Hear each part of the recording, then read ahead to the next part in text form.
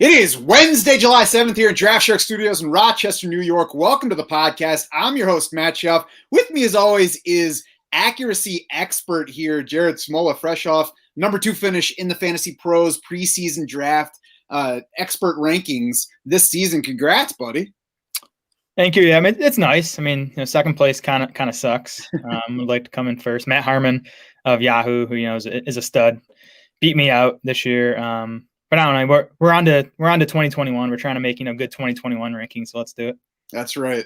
And we are in the midst of our division preview series. We're back from a semi-planned week off. I took my family to Ocean City, Maryland last week. I told Jared that I would be available to podcast, but I mean, once I was there, honestly, the biggest culprit was probably the IDP projections taking longer than I expected. I wound up with 419 players projected because I did it team by team for a change this year. It's probably like double the number of players that I usually project. So I'm going to blame it primarily on that rather than just being lazy on vacation.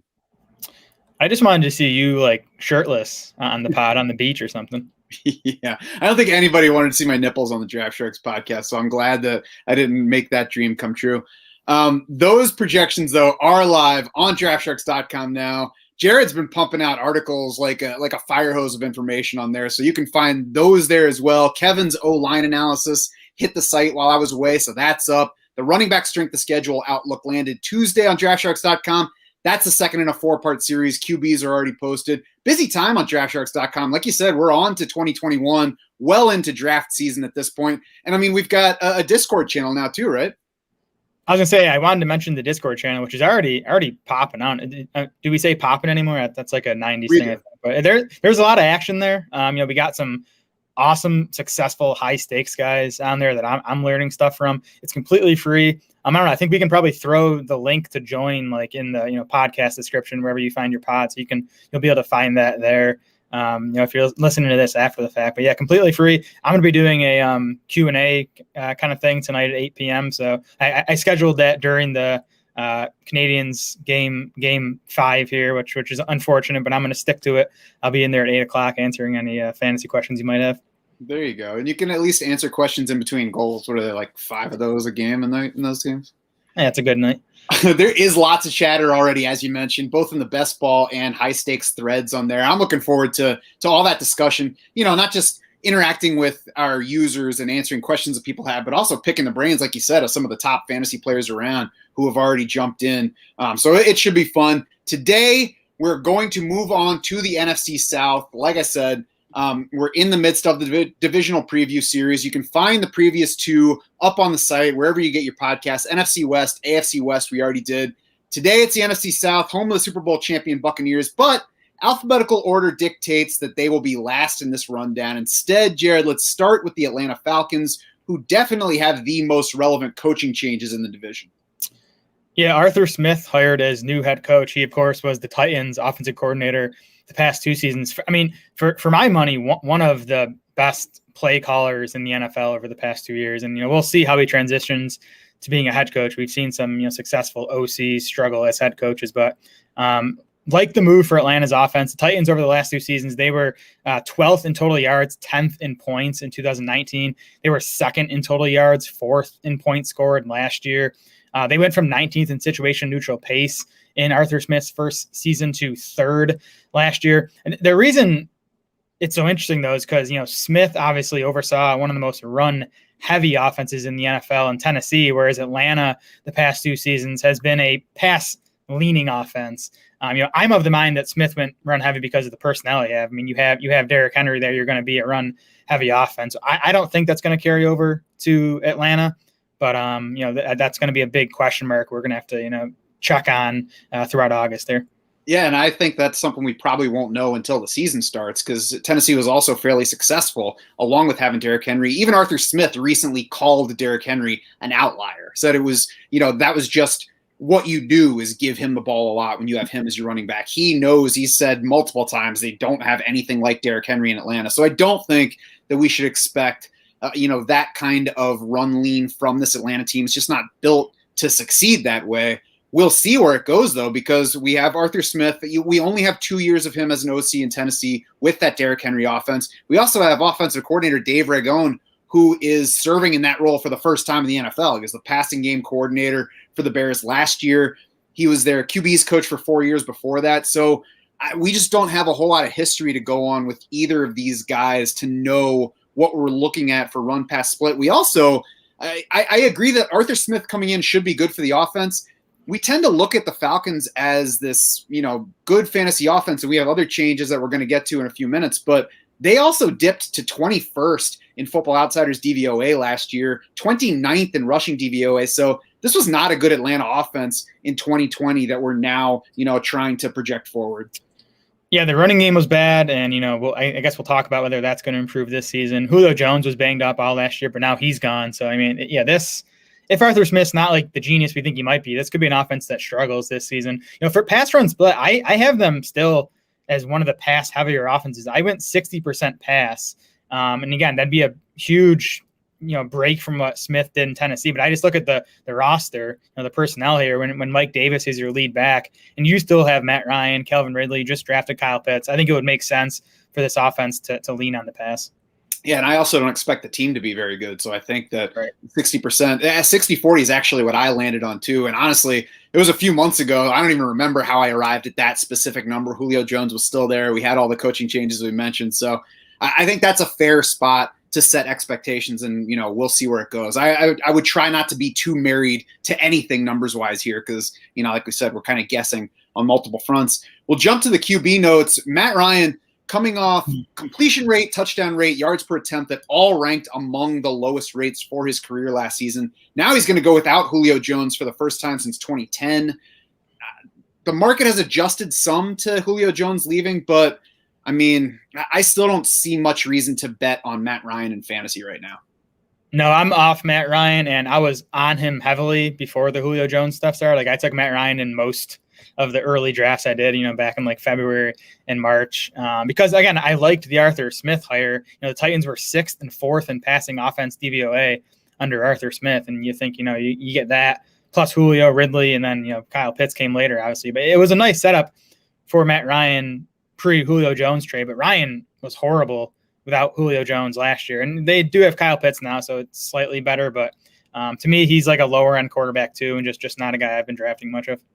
Yeah, in the past, and I think we've even mentioned it on earlier shows here before things changed so much in Atlanta, but in the past, the time to bet on Matt Ryan is when he's going outside the top 12. The time to pass on him is when he's inside the top 10. This year started out that way as a time to bet on him, but then they pulled Julio Jones away. Kyle Pitts could be amazing from the start, but expecting him to even come close to replacing Julio Jones, either in terms of production or just on-field performance, does not seem like a smart bet right away. So, even at QB 16, Matt Ryan's still going 4 spots ahead of Kirk Cousins, 5 spots ahead of Baker Mayfield in positional ADP. I just don't see any reason to make that selection in that spot.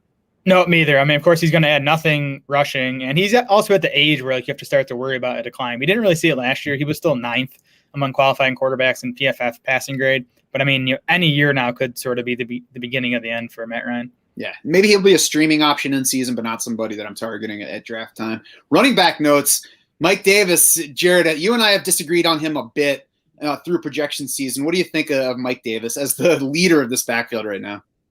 Yeah, and the more I've thought about it, I've come around to where you are, where he's a guy. I'm not taking him, but he has to drop a bit below his ADP for me to consider him. And he's a guy where projections can get you in trouble, because you look at the backfield now and it's tough not to give Mike Davis a massive share of the carries and the targets in the backfield. But then you look at the player, he's a journeyman. He's 28 years old. The contract he signed, he got a 2-year, $5.5 million deal. That's the same average salary that Devontae Booker got to be a pure backup running back with the Giants. So the contract doesn't say Davis is definitely the guy. He's still the favorite to be the guy.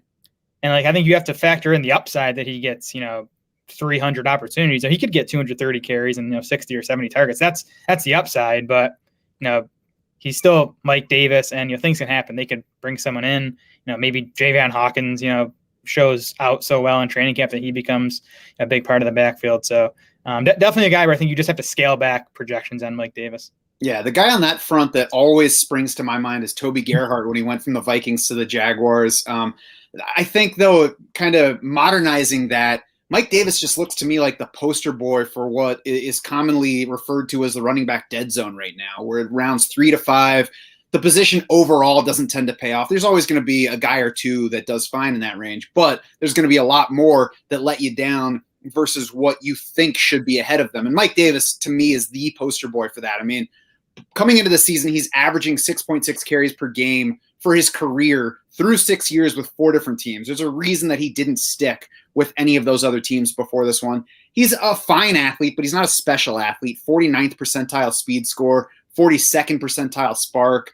The Falcons' O-line was bad last year. It ranked 26th in Football Outsiders adjusted line yards. So again, we're coming off the season where the Falcons had a bad offense. They had poor run blocking, just 29th in rushing DVOA last season. So, I don't know that Mike Davis is a significant upgrade on Todd Gurley. He's probably better than last year's version, but I don't think it's a big upgrade. So, if your argument for Mike Davis is I don't like the other running backs going around him, then don't take a running back at all. Just take a wide receiver in that range and go later and take somebody, like Zach Moss, who maybe he doesn't have as much in the way of obvious opportunities ahead of him as Mike Davis, but there's at least as much upside, and you can get that at a several round discount.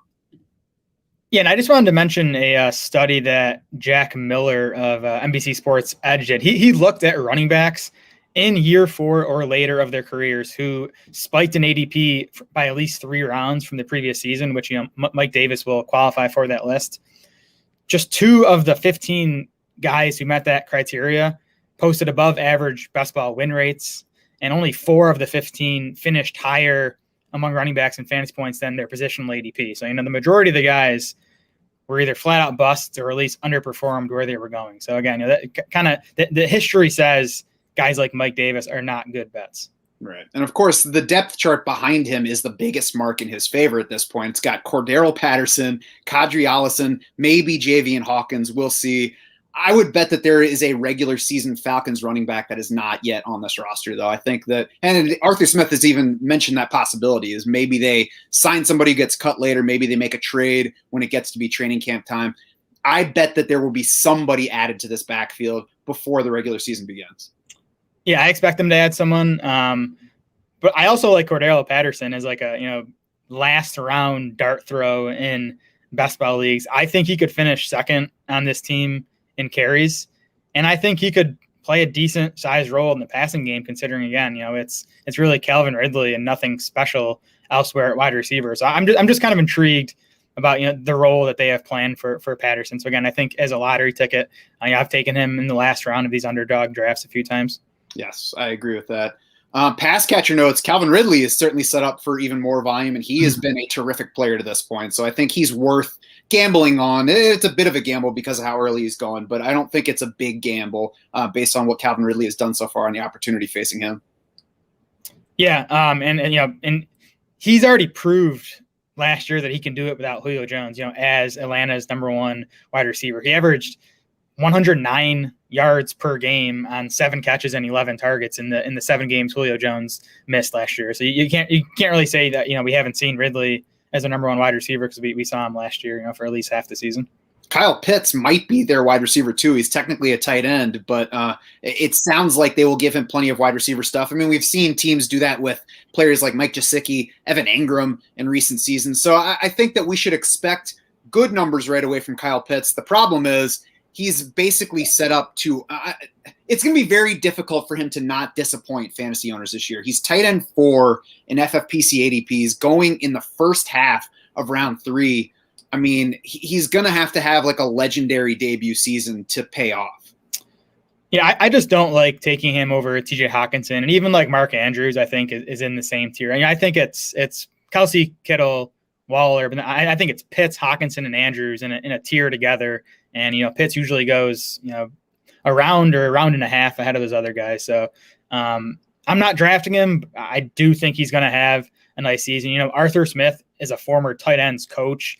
The Titans tight ends, had well above average target shares in Smith's 2 seasons in Tennessee. So I mean, it all sets up well for Pitts, especially with Julio Jones gone. Obviously, it's just the price tag is my only issue with him.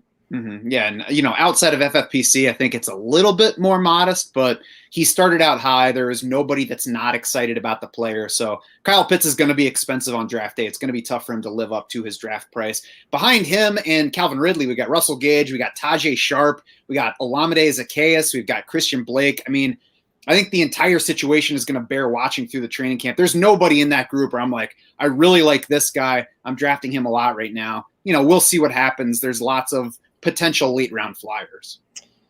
Yeah, I mean, Gage is the guy I think you got to be careful with. It's kind of like with Mike Davis. Like it'd be easy to just give Gage another 30 to 40 targets with Julio Jones out of the way. I'm not sure that's going to be the case. I mean, first of all, I don't think he's like a special player. I think he's just like an average slot guy. He is just a slot guy, which Gage played 65% of his snaps in the slot last year. Julio played just 18%. So I'm just not sure Gage is like the Julio replacement. It might be Zaccheaus who, picks up additional playing time. Situation to watch, but I'm not interested in any of those Falcons wide receivers beyond Calvin Ridley. Yeah, I think you basically treat Russell Gage as Mohamed Sanu in drafts right now. If you're talking like round 14, fine, go for it. But I don't think I don't think I've drafted him a single time yet. Olamide Zaccheaus is one that I have added late in drafts because we have seen him deliver a week here and there, even last season when Julio Jones was out. So I mean, I guess let's spin this ahead to the who I like section because I don't like much at cost here. The guys that I will take shots on, Cordero Patterson, Olamide Zaccheaus, to fill out a best ball roster in those final few rounds. Once we get to more rosters where we'll be managing through the season, though, you're probably not going to find many Falcons on my teams. Yep, I'm with you there. Again, Patterson is like my highest owned Falcon, which probably tells you a lot about how I feel about this offense. I do think Calvin Ridley is fair where he's going. If you're picking, in the back half of round 2, I think he makes sense there. Otherwise, though, I'm not drafting Matt Ryan. I'm not drafting much Mike Davis, Russell Gage. No thanks. And again, Pitts, if he slips, I'd like to get some shares of him. If you're doing a bunch of drafts, but at ADP, I think he's about a round overvalued. I am glad that I got one Best Ball Mania share of Kyle Pitts on the same team with Travis Kelce. He made it to like round 7 or something like that. And I'm probably not going to be taking him again in drafts like that. At this point, I'm actively avoiding Kyle Pitts, Mike Davis, and Matt Ryan at the prices that you have to pay to get them. Like it. Carolina Panthers, unless there's anybody else that you dislike. Nope, that's it. All right. Carolina Panthers, the relevant coaching changes. Nothing here. Joe Brady got some head coach interviews in the offseason, which seems a little premature to me, but he's still there as the OC. The Panthers actually dipped from 20th in scoring and 19th in yards in 2019 to 24th and 21st in those two categories last year, but they climbed from 27th in Football Outsiders overall DVOA to 17th. 20th in pass offense was up from 31st the year before. Rushing DVOA was down, of course, because Christian McCaffrey was only on the field for 3 games, but even that was middle of the league. So overall, the offense was fine. Scoring and yards didn't reflect it, but they got more efficient, and it's clear that they're trying to still improve the QB position. Yeah, and it's tough to evaluate these first-time NFL coaches in Rule and Brady when they lose their, offensive focal point for basically the entire season. So it's kind of like a mulligan year for me, and it's kind of a start over for Rule and Brady. I still have some optimism based on, what they did in college, but I think they, still have plenty to prove as well. Run pass split, they went 59% pass, 41% run last year, 53 to 47 in their 5 wins. So I shaved a little bit off the 59 to 41 split because I do think the Panthers will be a little bit better overall this year. Went with 57-43 for setting up my Panthers projections. I got them at 58-42, so we're right in line there. Nice. So QB notes, let's go now to Sam Darnold. And I mean, clearly the Panthers believe he's an upgrade over Teddy Bridgewater. I, on the other hand, don't see any reason to get excited for fantasy purposes. We'll see. There are things that Darnold does differently and better. He's less accurate, though, than Teddy Bridgewater. But, overall, just not somebody that excites me for his fantasy outlook. Yeah, I mean, there's nothing in Darnold's numbers as a pro so far that you can point to and have, like, any optimism. What you can just say is, we've seen these guys get away from Adam Gase and, like, just look better and produce better. So that's what you're hoping for with Sam Darnold. He does have nice weapons, especially if McCaffrey's healthy, and Robbie Anderson and DJ Moore and Terrace Marshall's a guy I'm excited about as their number 3 wide receiver. So he's a guy I could see having spot start value. But again, he has a lot to prove. He's not going to add anything with his legs. So not a guy I'm, aggressively targeting, but I have taken him in a few best balls on teams where I have, McCaffrey or DJ Moore or Robbie Anderson just to get the stack. Less accurate than Bridgewater, more daring though, and that's where he could add some fantasy upside. Maybe more so for the pass catchers in Carolina than for Darnold, just because QB has so many options available. Teddy Bridgewater actually threw deep, which is passes 20-plus yards downfield, and to the mid-range, which is passes 10 to 19 yards downfield, at the highest rates of his career last season with the Panthers, according to Pro Football Focus. So maybe the team amps that up even further with Sam Darnold, who came into the league with that kind of gunslinger label, not afraid to test DBs downfield, not afraid to throw deep and give his wide receivers a chance. And he's got, as you mentioned, a good set of wideouts to try those kinds of passes. Yeah, I think the move from Bridgewater to Darnold just makes the wide receiver a bit more volatile. It makes their range of outcomes a bit, bigger. I think they both have a bit more downside, but I think they both have more upside because I think there's a chance that that aggressiveness that Darnold comes with kind of, boosts the ceilings on guys like DJ Moore and Robbie Anderson. Running back notes shouldn't really take long because Christian McCaffrey is the man. He's the easy consensus number one pick this year. And as long as he's healthy, there's no reason to believe that he's going to disappoint. Yeah, and he didn't struggle with injuries before last season. We did see him for 3 games last year, and he had 27, 23, and 28 opportunities in those games. So, this coaching staff is clearly willing to feed him the ball. So, yeah, he's the consensus number one pick for me. Yeah, finished top 6 in all 3 of those weeks that he was on the field. Chuba Hubbard now looks like the best bet to handcuff him this year. Should be at least similar to Mike Davis in terms of handcuff upside. Yep. Anything else for running backs here? No. Nice. Pass catcher notes. Robbie Anderson was the short range guy. DJ Moore was the long range guy last year between their 2 primarily outside receivers. More than 3 yards separated them in average target depth, favoring DJ Moore. That's the opposite of what most of us expected heading into last season based on the way that Robbie Anderson was used with the Jets. Even though Matt Rule told us last year after signing him that Robbie Anderson was more than just a deep ball guy, I'd still bet on those ADOTs evening out some more this year. Probably more likely that Anderson gets deeper, though, in that category than that DJ Moore shortens, because I was looking at his game-by-game stuff last year, and DJ Moore certainly didn't see his targets shorten as last season went on. I believe they were actually even deeper later in the season than they were early. Yeah, and I think DJ Moore is best after the catch, but he's obviously good downfield too. So I don't have a major issue with the usage. I think the interesting thing is Carolina swapped out like a slot guy in Curtis Samuel for, a pure outside guy in Terrace Marshall. So that might mean more slot snaps for DJ Moore, maybe even Robbie Anderson. We'll have to see. I like both those guys as draft targets, though, especially Robbie Anderson, who I think is, one of the more undervalued receivers in drafts right now. He just didn't score touchdowns last season. He was top 13 among wide receivers in targets, catches, and yards, but he finished 60th among wide receivers in touchdowns. Still finished wide receiver 20 in PPR points. If he had scored his expected number of touchdowns based on his yardage, he would have finished 12th among wide receivers in PPR points. And he goes outside the top 30 wide receivers in a lot of these drafts. So I think Anderson is a really strong value right now.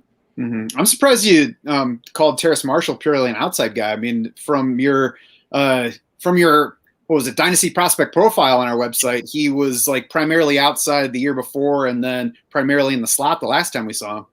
Yeah, he followed that Justin Jefferson path. That's the same thing Jefferson did at LSU. And I guess I expect Carolina to play Marshall mostly on the outside. But again, we'll have to see how they plan to deploy these wide receivers in August. Yeah, I think that's an interesting thing about this wide receiver core is I think whereas we saw Curtis Samuel as the primary slot guy last year, 71% of the time he was on the field, this year I think we could see all 3 guys moving around and all playing all the spots. Robbie Anderson played a career high 32.6% of his snaps in the slot last year, according to PFF. DJ Moore was at 23%. That was up versus 2019, but still short of his 2018 share in that range and, short of what Robbie Anderson did. So I agree with you that Terrace Marshall's built like an outside receiver. I'll be very curious to see if they give us hints before the season begins about exactly where the guys are going to line up. I'm not sure that ultimately matters a whole lot for us because they're all talented guys. They should all see targets at any of the spots where they're lined up. It might be more a question of how much playing time Terrace Marshall is ready for as opposed to exactly where they're lining up. Yeah, and Samuel leaves behind 97 targets from last year. And I think a lot of people are like, oh, McCaffrey's just going to pick up a lot of those. Panthers running backs combined for 105 targets last year. So McCaffrey's not going to see much more than 105 targets. So, there's a lot of opportunity left behind, either for Marshall to pick up or, potentially for DJ Moore and or Robbie Anderson to just add more targets. Mm-hmm. Rounding out the pass catchers, the Panthers paid up a bit for Dan Arnold, the tight end in free agency. 2 years, $6 million. Not a huge amount, but a fairly hefty sum for Dan Arnold, I think, based on what he's done so far in his career. Then, of course, Ian Thomas has reportedly showed some improvement this offseason. So I think the fact that those two guys are together in an offense that was not friendly to tight ends in college, at least if you're looking at Matt Rule, I think the results with Joe Brady were a little bit more mixed. But the fact that they're both there in the same offense with McCaffrey and the 3 stud wideouts, I'm just not interested in either of these tight ends. No interest in Panthers tight ends. They also drafted Tommy Tremble in the 3rd round. So, that plus the Arnold signing kind of makes me think they might kind of be done with Ian Thomas. I guess we'll see. But, yeah, it was 39 total targets for Panthers tight ends last year. And, again, that was in a season that McCaffrey missed most of. So I don't see where the targets go, even if one guy does emerge as the clear leader in this group. I think they drafted Tremble only for the Oklahoma drill at practices, just so he can beat people up and be the goal line fullback for 2 snaps a game. Smart.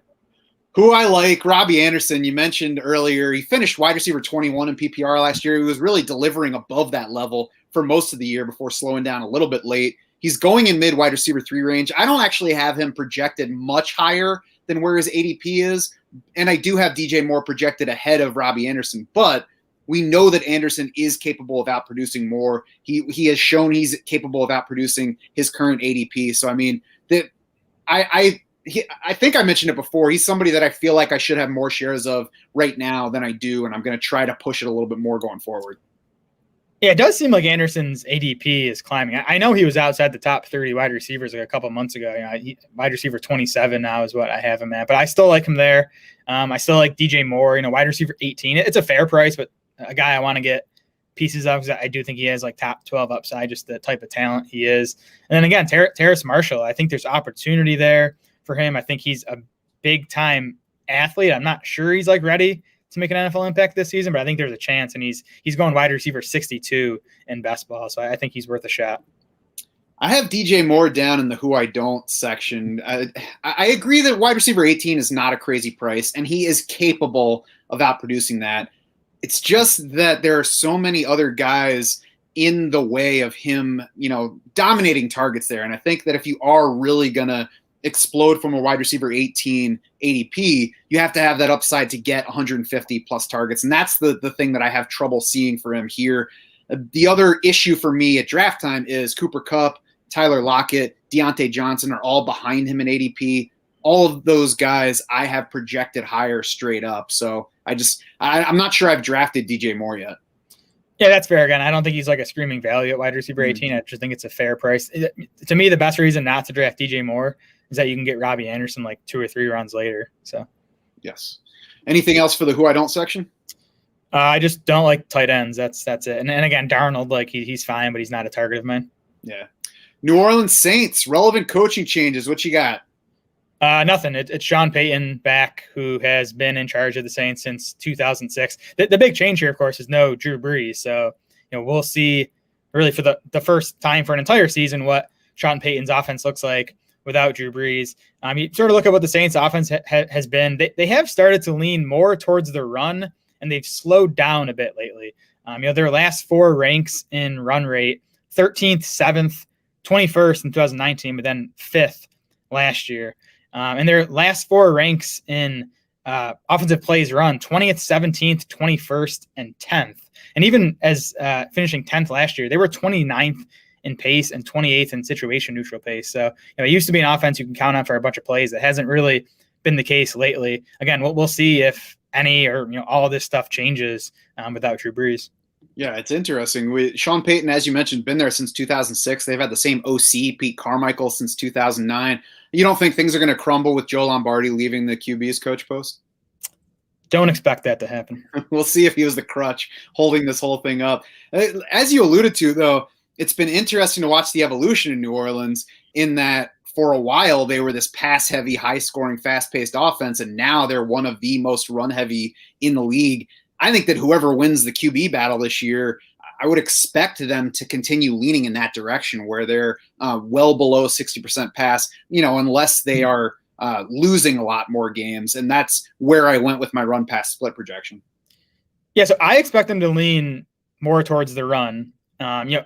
Who wins the quarterback competition, though, is going to have a huge impact on the run pass rate. If you look at last year, they went about 52% run in Taysom Hill's 4 starts, 4 full games. They were 46% run in the other 12 games. So I think you could see something close to a 50-50 split if it's Taysom Hill. I think it's going to be Jameis Winston as a starter. It seems like most of the reports out of New Orleans expect it to be Jameis Winston. So right now I have the Saints at 55% pass. That is almost exactly where I am too. It's 55-44 or 55-45. With decimals, changing things in there. I think they're going to be run heavy. QB notes. It is Jameis Winston against Taysom Hill. We're all kind of assuming that it's going to be Winston. I think we have to treat it like it's a for real competition after we were all blindsided by Taysom Hill being that fill-in starter when Drew Brees went down last year. He got those 4 starts. So, I'm moving ahead as though Winston is going to be the quarterback, but I'm also not jumping all in and treating it like it's a done deal and drafting Winston as though he is the starting quarterback there. No, yeah, definitely not a done deal. And we have it projected that way. I think we have Winston to make 13 starts and Taysom Hill for the other 4. So definitely hedging a bit. But again, I haven't read a single report out of New Orleans that says, Hill's the favorite. And there's been a couple different Saints beat writers. I think Larry Holder and Nick Underhill, who have both said that, Winston is the favorite. So that's the lean. I'm kind of excited about Winston if he gets the job. He obviously has his issues with decision making. We'll see if that changes in New Orleans. But the guy threw for 5,000 yards a couple seasons ago. That's not something you do if you're not super talented. And you mix that with Sean Payton, who I still think is one of the better offensive minds in the game, and Michael Thomas and Alvin Kamara. And we'll see if Traquan Smith, Adam Troutman, what they do. But I think there's enough weapons where if we learn Winston is going to be the starter, by draft time, he has some intrigue as a quarterback too for me. He is certainly a terrific pick now if you believe that he's going to start, because once he's named the starter, I think he's going to be in that range like QB 15 or so, with other guys like Matt Ryan, Kirk Cousins, Baker Mayfield in there. So certainly now's the time to get him if you are assuming he'll be there. I'm curious to see if there's any difference to Jameis Winston post-LASIK surgery. That was a big story a couple of years ago. We haven't seen him play much since then. So we'll see if there's any difference. I think the bigger difference here is that in Tampa Bay, he had Mike Evans every year. He had Chris Godwin for the past few. He had Deshaun Jackson for several before that and overlapping with the Chris Godwin time. Now he's got Michael Thomas and a bunch of question marks. Michael Thomas is a very good player. He's also not the dynamic downfield player that Mike Evans was. And Evans kind of match up well with what Jameis Winston likes to do, at least what we've seen to this point, is he likes to throw the ball downfield. He likes to take chances, even if it results in interceptions. Michael Thomas is going to be a good lead target for him, but, maybe they don't match up quite as nicely as Thomas did with Drew Brees and as Winston did with Evans. It doesn't worry me for both of them, but it's at least a question going forward for properly valuing both players. Yeah, for sure. And, I didn't mean that Jameis Winston's going to throw for 5,000 yards. I was just saying, he obviously has some talent to be able to do that. And if he climbs into borderline quarterback 1 range in ADP, then I think it's a time to get off him. But I do think taking some shots on him now. To me, in drafts I've taken, especially Michael Thomas, I like pairing him with Jameis Winston because I think if Thomas is going to hit his ceiling, it's going to be with Winston at quarterback.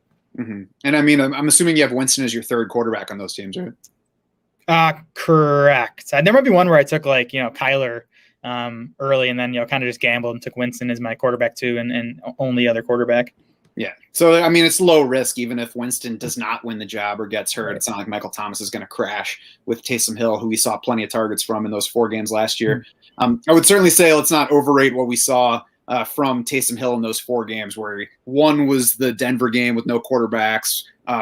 2 of them were against the Falcons. So we haven't seen a whole lot of this offense without Drew Brees yet or with Taysom Hill in there. Running back notes, Alvin Kamara should be fine on usage regardless of who the new quarterback is going forward. I'm wanting to see what Jameis Winston especially would mean for Kamara's target outlook. In Tampa, Winston was not good for running back targets. But, of course, he didn't have an Alvin Kamara-like player there. And New Orleans, as I mentioned, doesn't have a whole lot in the way of receiver depth behind Michael Thomas. So Alvin Kamara should be the number 2 receiver here, no matter who is throwing the passes.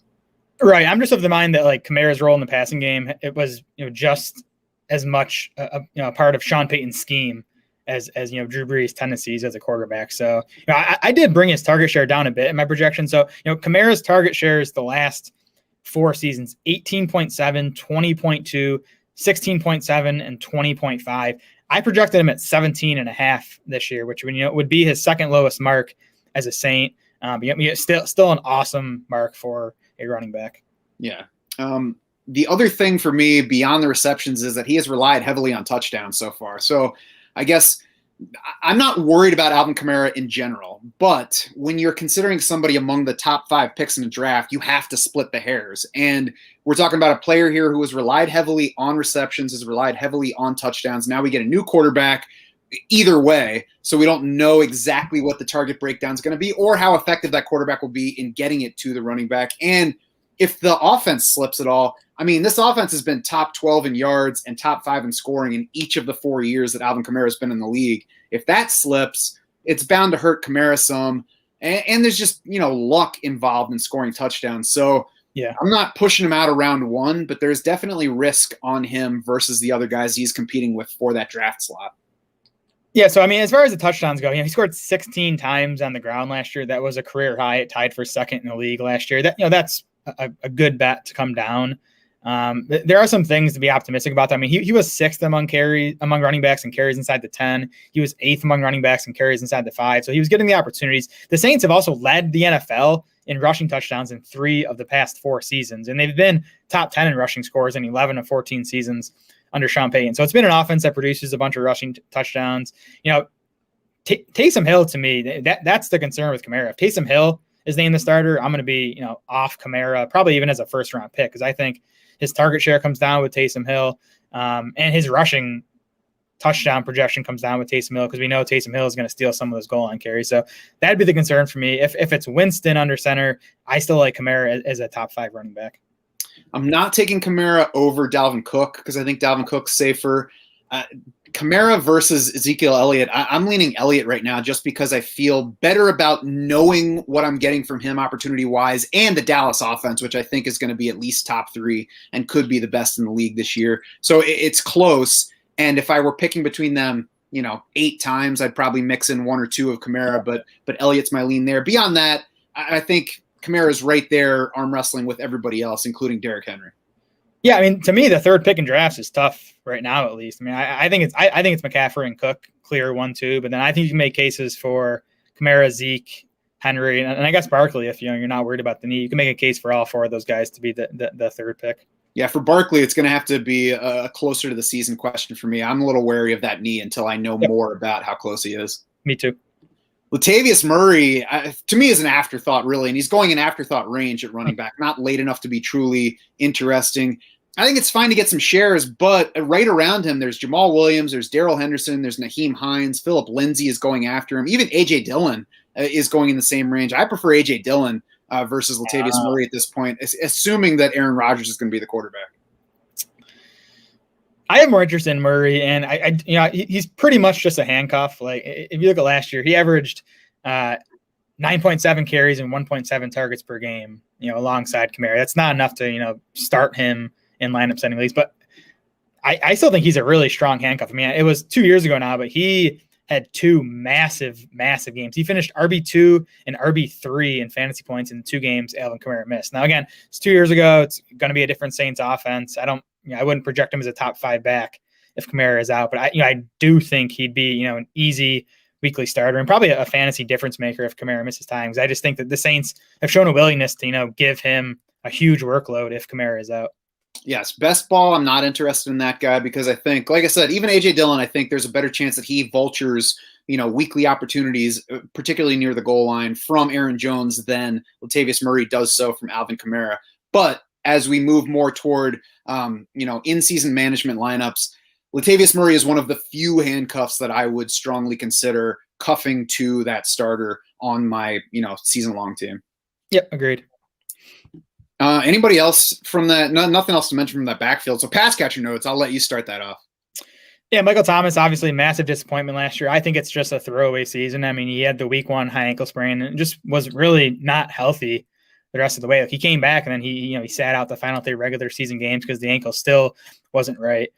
So I'm not worried about last season. I guess the concern is if the ankle is going to be right, because Sean Payton said in June that the team is still monitoring that ankle, made it seem like it wasn't back to 100% yet. So that's going to be worth monitoring in training camp and preseason. If Thomas is healthy, though, I think he bounces back big, whether it's Jameis Winston or Taysom Hill, because Thomas had nice games with Taysom Hill. He had a 32% target share in Taysom Hill's starts last season. So, Taysom Hill knew where to go with, where to go with the ball. And I think if it's Jameis Winston, Thomas will be just fine too. So, now going in like the 3rd round of drafts, Thomas is a guy I've been drafting quite a bit of.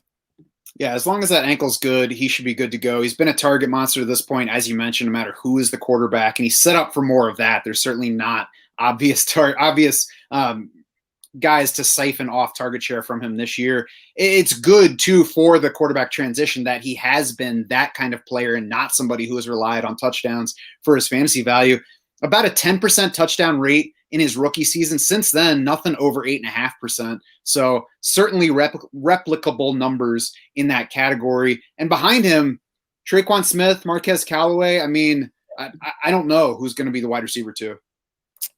Yeah, the Saints lost Emmanuel Sanders, so was second. Their number 2 wide receiver last year. He averaged about 6 targets per game. So yeah, Thomas should dominate targets again. He could be among the league leaders in targets. Traquan Smith, I got to give him one more year. I think that this is his best opportunity yet, both from like a volume perspective. And I just think he fits, assuming it's Winston, he fits Winston better because Traquan Smith is a downfield guy.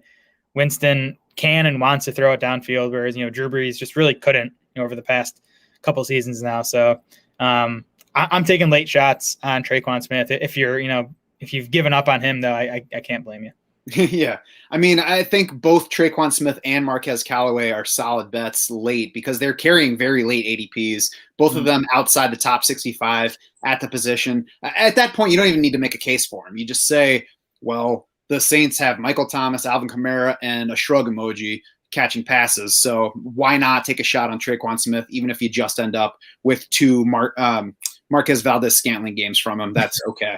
Exactly. Adam Troutman is the other pass catcher worth addressing here. And there are pockets of excitement for him this year. It hasn't gone overboard, but he's up to 15th in tight end ADP right now. Yeah, I've been trying to grab him because I've noticed his ADP climbing. I think he's still fine at tight end 15 in ADP because after the top like 8, it starts to get ugly. And then, by the time you get to Troutman, he has as much upside as anyone in that range. So he's fine. And I think his upside, kind of looking at Saints tight ends recently, comes in the form of touchdowns. Jared Cook as the lead tight end over the past 2 seasons saw just 65 and 60 targets. That's not a great number even for tight ends. But Cook scored 9 and 7 touchdowns over the past 2 seasons, and he ranked 1st in end zone targets in 2019 and 7th in end zone targets last year. So I think that's where Troutman could, finish as a top 12 guy. If he, scores 6, 7, 8 touchdowns, he'll get there. Yeah, I can understand the upside case for him. I'm not going to stop anybody from buying him there.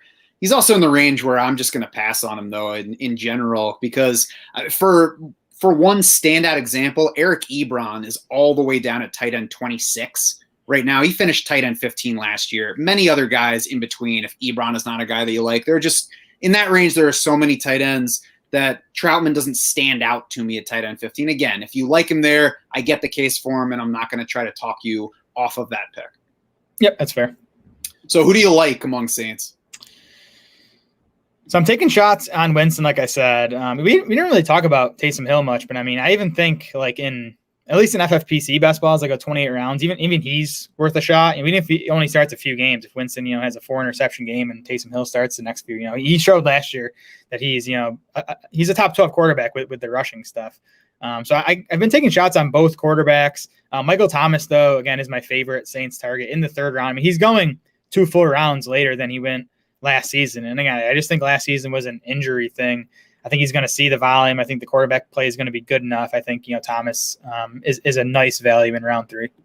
There's nobody here that I'm chasing. The late wide receivers are probably most interesting, and Traquan Smith ahead of Callaway for me for the reasons that we mentioned before. I definitely liked Michael Thomas early. His ADP has climbed. He's up to wide receiver 10 in FFPC drafting, and DraftKings best balls, wide receiver 9 on Underdog. So I think that's fine. I think it's a fine price for him because we know that his upside reaches all the way to wide receiver 1. The bargain window on Michael Thomas is closed, though, a bit. You could get him as late as round 4 in early drafts, so I'm glad that I got plenty of Michael Thomas at that point. Yeah, again, to me, I guess to me he should be going like with the Justin Jefferson, AJ Brown type of tier, which is like a half round earlier than Thomas. I still think he's a nice value. Yeah, I'm certainly not fighting that. I also think, though, that he and Keenan Allen look very similar in their outlook. So, I mean, if they're all in that range, I'm fine with taking him there, absolutely. On the who I don't side, it's Latavius Murray. It's just not for me at all unless it's a season-long, manage the lineup team, and I have Alvin Kamara.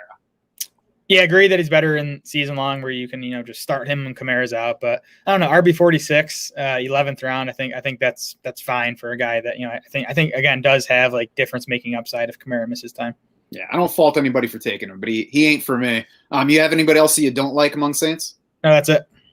On to the Tampa Bay Buccaneers. Relevant coaching changes, nothing here as well, just like New Orleans. Bruce Arians heads into his 3rd season as the head coach. Byron Leftwich heads into his 3rd season as the official offensive coordinator. Tom Brady heads into his 2nd season as the actual offensive coordinator. The offense ranked 3rd in scoring each of the past 2 years, but they got more efficient with Tom Brady around. Yards per play improved from 5.9 in 2019 to 6.0 last year. DVOA leaped from 23rd in the league in 2019 to 3rd with Tom Brady instead of Jameis Winston last season. Yeah, this was a great offense last year, and it really could have been even more productive because the Bucs finished just 23rd in offensive snaps last year. And it wasn't because they were playing slow. They finished 9th in pace and 4th in situation neutral pace. For whatever reason, they just didn't snap off as many plays as they probably should have. So again, I think, and again, with we'll talk about it, everyone back from last year's offense. I think there's upside for this offense to maybe be even better than it was last year. I think they ran fewer plays because their quarterback's old and he forgot what down it was at times. Run pass split. They actually leaned slightly further to the pass last year than they did the season before, despite improving from 7-9 to 11-5. The league's 3rd most pass heavy offense in 2020 at 63.7% pass. I have my pass rate set between 62-63% for projections. Yep, I get them at 63. Again, with all the passing game weapons back, I don't see why they'd change much. They were 6th in situation neutral pass rate, so they came into games looking to throw it. I expect the same this season. Yeah, as you said, not a whole lot of change here, even among the players. QB notes, Tom Brady. I mean, last year it was, but no QB has ever done it at 43. Now it's, but no QB has ever done it at 44. There are going to be lots of buts until he's done in the league. He showed no signs of decline last year. Brady was probably a little bit lucky with his touchdown rate, 6.6%, but it wasn't an outlier versus the rest of his career. It was the 3rd highest mark of his career. He's had 5 seasons of 6+%, and he hit 6.5% for the Patriots in 2016 on a team with Julian Edelman as the only guy that that reached 90 targets. Yeah, usually with old guys, I like to jump off early and just maybe miss another year or 2 of good production. At this point with Brady, I'm gonna just stay on him until he shows that he's done because he's just a super outlier at this point. He was even better, over the second half of his season. He averaged 274 yards on 7.1 yards per attempt in his first 8 games. He averaged 292 yards on 8.1 yards per attempt over his final 12 games, including the playoffs, which, not a surprise considering he's learning a brand new offense with all new wide receivers. So again, I think he could be even more productive this year. And last year he finished quarterback 7. And it wasn't even just sustaining production, which you would expect from Tom Brady at this point. He was matching the young running QBs in those top shelf weeks. If you look at the QB scoring review on Draft Sharks from back in February, it was him up there with Josh Allen, Patrick Mahomes, providing those top level weeks. So we could get those ceiling scores that can win us individual matchups. Yeah, he's well, I guess we'll get to it at the end here, but he's been one of my favorite quarterback targets so far. Before that, though, running back notes, we'll see what happens here. Ronald Jones was the better runner last year. Leonard Fournette was the preferred receiver. Then, of course, we had the terrific run from Fournette in the playoffs. Then the Bucs let him test the market, re-signed him for just a year, $3.25 million. Plus, that playoff run was touched off by Jones having an injury. It's not like they suddenly chose Fournette over Ronald Jones. So, I mean, it's not a definitely one way or the other in that backfield as far as I'm concerned. No, I lean towards Fournette now just because of what we saw in the playoffs, especially in the passing game. He saw 17 targets in those 3 passing games and was pretty good in the passing game. They also, of course, add Gio Bernard this offseason, who, he could lead the running backs in targets. So it's a messy situation. It's one that definitely matters, though, again, because I just think this offense is so good that, there's going to be opportunity, especially, in the touchdown department for, whoever's getting these carries. So it's a big backfield, I think, to monitor when we get to camp in preseason. Yeah, you'll see people on Twitter talking about how Gio Bernard is the pick because of how late he's going. And I mean, at how late he is going, that's fine. It's not going to hurt your team if he doesn't do anything. I am 0% interested in Gio Bernard this year. He is a lesser version of what Leonard Fournette was last year. He was never all that good in Cincinnati. They finally let him walk, even though they didn't have anything other than Samaje Perine behind Joe Mixon. So to me, Gio Bernard getting there is just it's just like Peyton Barber or LaShawn McCoy being there the past couple of years. It's somebody that's going to get a few touches. I don't think he's a real threat to anybody's role. Yeah, I'm with you. I am not interested in drafting Gio Bernard. I'm hoping, they just kind of let Fournette continue to do the most of the pass catching stuff. I know Fournette had some drop problems last year, but he's been a pretty capable receiver, throughout his time in Jacksonville. And, even last year, again, in the playoffs, he had some flashes. So I'm with you. I think Fournette is just a better pass catcher than Gio Bernard right now. Jones versus Fournette, I agree. I'm leaning Fournette because of the better pass catching versus Ronald Jones. It's also not a battle I'm willing to go to the mat for. If somebody's, trying to fight me saying Ronald Jones is a pick, fine. They're both going outside the top 30 at the position. So I would like to take shots on both of them, especially for best ball purposes, and then be a little bit less interested once I have to set one or the other in my lineup.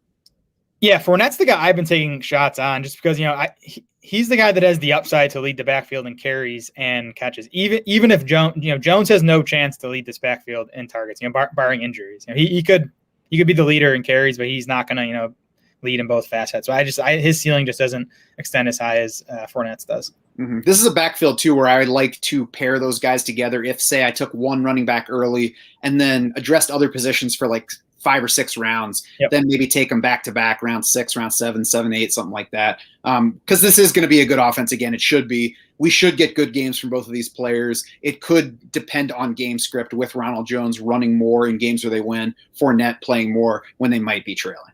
For sure. Pass catcher notes. Mike Evans finished 11th in his first season with Tom Brady as the quarterback. Career high catch rate, which is nice and something that we expected. Also career high touchdown rate. Certainly some luck involved there. That'll probably come down a bit. His average depth of target fell by 3 yards, according to Pro Football Reference. Another thing we expected with going from Jameis Winston to Tom Brady.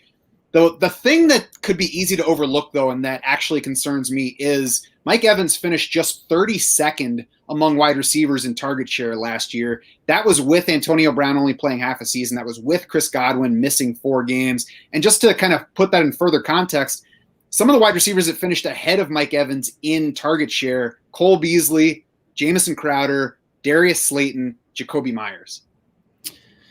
Yeah, Evans definitely outperformed his usage last season. As you said, he finished wide receiver 11 in PPR. He was just 24th among receivers in total targets. He was 24th in air yards. Touchdowns probably coming down, but he was 3rd among receivers in red zone targets, 6th among receivers in end zone targets. He was Tampa's go-to guy in the red zone. Again, we expect it to be a high-scoring offense. So I do think he's one of the better touchdown bets at the position. And even with the target share thing you mentioned, it's all true. But again, we're also talking about one of the pass-heaviest offenses in the NFL. So a 20% target share or whatever it was, means a bit more for Evans than it would for like Marquise Brown. Mm-hmm. I agree with all that, and there is. I guess the point is just to say that maybe there's a bit more risk than you might think from the fantasy numbers that he put up and the spot that he's in. Chris Godwin, no huge change last year with Tom Brady around. He was hurt some, which obviously hurt his overall production. Yards per route run slipped a bit. Maybe that was at least in part a product of him dropping the ball more often than he had previously. We kind of try to downplay the drop issue here. It hadn't been an issue for him before, and it doesn't necessarily hurt a guy's fantasy outlook, as we've talked about. But, it did kind of bring down his efficiency with Tom Brady last season. We saw Chris Godwin in the slot a lot again, more than 60% of his snaps for the second straight year.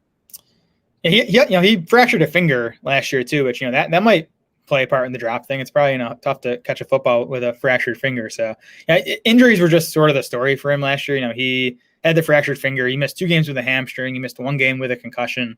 But he was still wide receiver 15 in PPR points per game. So I still believe in this guy's talent. He's not going to see massive volume because he's playing with Mike Evans and Antonio Brown. But I think Godwin is a rock solid wide receiver too. And I think he's pretty fairly priced in fantasy drafts right now. Yeah, so Antonio Brown is the big change here because he played half the season last year, should be around for a full season. We still have a month or so to go until training camp, so there's time for Antonio Brown to screw it up. But when they were all together, they were all under 20% target share. Evans and Godwin were ahead of Brown, but it was pretty close among all 3 of them. So I think when you look at that, the fact that Evans and Godwin are both inside the top 17 and Antonio Brown's at wide receiver 40 in ADP, it just seems unbalanced to me. Maybe a little. So Brown finished 21st among wide receivers in PPR points from week 9 on last season, but nearly a third of that production came in that massive week 17 game against the Lions. Mike Evans left that game early with an injury. So that boosted Brown's production for sure. If you look at the 10 healthy games that all 3 of these Bucs wide receivers played together, and I omitted that week 17 game because, again, Evans left early. It was 20% of the targets for Evans, 19.5% for Godwin, 16.3% for Antonio Brown. Evans and Godwin also led Brown in air yards. Evans easily led the way in end zone targets. So the gap might be a bit too big, but to me, it's Evans for me, Godwin a bit below, and then a decent size gap to Brown. Yeah, I mean, I would agree with that, but I think that the split from 16, 17 to 40 is too big based on what we saw from them last year. We'll see, too, if the target shares change. Antonio Brown's getting up there in age as well, so, plenty to watch going forward. Rob Gronkowski at tight end has fallen all the way to 20th in positional ADP in FFPC drafting. I think there's plenty of upside to him from there, especially for best ball purposes, but it's also worth making sure that you're aware he ran fewer routes late in the year last season. He saw fewer targets. Now, maybe that changes because, I don't know, blocking's better or whatever. Maybe they just get him the ball more, but maybe not. He's getting up there. He's always been a good blocker. Maybe they just use him more in that role. And obviously his outlook is complicated by O.J. Howard returning from injury. Right. I actually think tight end 20 is pretty fair for Rob Gronkowski. I think that's about where he sits in our rankings. He could easily outperform that just by scoring a bunch of touchdowns again, like he did last season. He led all tight ends in end zone targets. He was 4th among tight ends in red zone targets. But yeah, like you said, the concerns are O.J. Howard, who actually out-targeted Gronkowski 19-14 over the first 4 weeks of last season. And we'll see how Howard returns from that Achilles injury. That's a tough one to return from. And the other concern is Antonio Brown. Gronk averaged 5 targets per game without AB. That dropped to 4.3 targets per game with Antonio Brown. So just a lot of target competition. He's going to be a TD dependent guy. A lot of tight ends are. So again, he could beat his price tag, but he's just not a guy I've been taking too much of.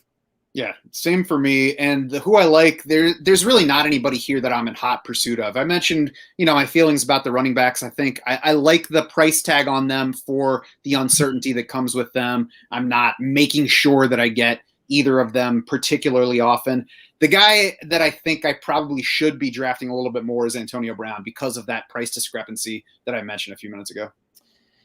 Yeah, I don't really think anyone's undervalued here. But again, I've been drafting a bunch of Tom Brady. I think he's my most owned quarterback so far. His ADP is quarterback 9, but you'll get in drafts and he'll be quarterback 11, quarterback 12. I think he's a nice value. Mike Evans, wide receiver 17, Chris Godwin, wide receiver 19. I think those are fair prices. And again, guys that you're obviously trying to stack with Tom Brady. So I've ended up with decent amount of those guys. And then again, Leonard Fournette is a guy that I've taken some shots on when I'm looking for a running back in that range, because I do think he has the upside to, be the lead runner and lead pass catcher out of the backfield for, what's going to be a top 5 offense. And certainly an injury to either him or Ronald Jones unlocks a lot more opportunity for whichever guy that you take among that pair. Anybody that you don't like in particular among the Bucs? Yeah, Gio Bernard and Rob Gronkowski, who we mentioned. I don't think Gio's going to play a role where he's really fantasy viable. Maybe in best ball PPR, so he'll have some weeks for you, but not super interested. And then Gronkowski at 10 and 19. There's just guys in there that I like a bit better. Yeah, I don't have the salary in front of me, but I think that the range of outcomes for Gio Bernard this year includes not making the regular season roster if Keyshawn Vaughn actually shows up and does something worthwhile this summer. So I'm not at all interested there. I don't really hate anyone at their price in Tampa. I have leaned away from Mike Evans lately. Early in draft season, he seemed like a value to me, but after digging further into the numbers, I think there's a little bit more risk. I do like him better if you're stacking him with Tom Brady. And I certainly, as I said, I don't hate Mike Evans at his price. We know that he can outperform even wide receiver 16 ADP. Him and Godwin, though, have not drafted much of lately. Yeah, Evans feels like the prototypical better in best ball player with some of the downfield stuff and some of the touchdowns he can score. I do think he might be someone to lean away from once you get to lineup setting drafts. Mm-hmm. That's going to do it for this NFC South preview edition of the podcast. Head over to draftsharks.com now. You can see how we projected all the players we talked about on this show, plus every other fantasy relevant player on both sides of the ball. Check out all the fresh content on the site as well. Practice your drafting with the mock draft trainer. Go to our YouTube channel too. Check out our quick hit videos on some of the most intriguing players heading into this season. You can also find us on Twitter. We are at DraftSharks. Jared is at SmolaDS. I am at SchaufDS. For Accuracy Maven, Jared Smola, and the rest of the Draft Sharks crew, I'm Matt Schauf saying thanks so much for swimming with us.